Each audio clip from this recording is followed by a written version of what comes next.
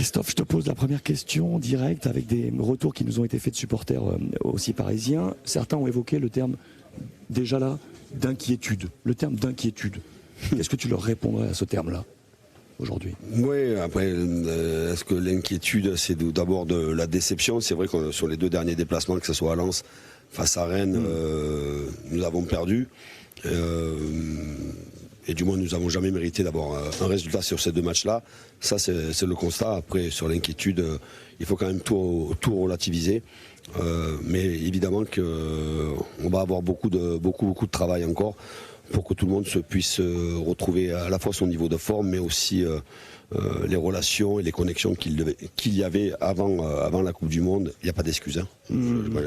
Avant la Coupe du Monde, les connexions qu'il y avait entre les uns et les autres.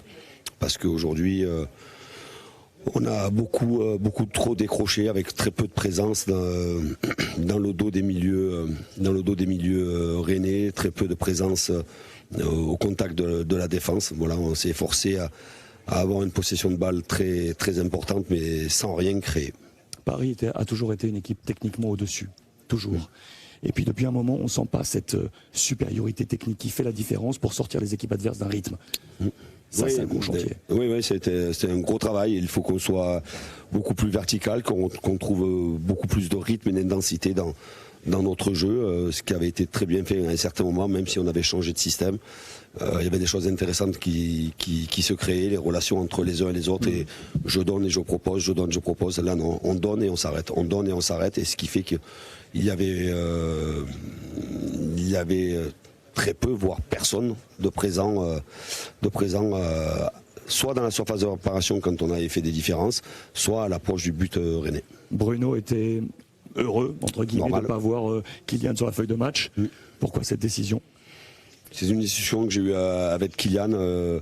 On sentait que c'était trop prématuré par rapport au peu de séances qu'il avait faites suite à ces 12 jours de congé. Je savais qu'il allait rentrer rapidement, mais voilà, c'était un choix, payant ou pas payant, mais il y avait aussi toujours la préoccupation du risque de blessure après une coupure de 12 jours.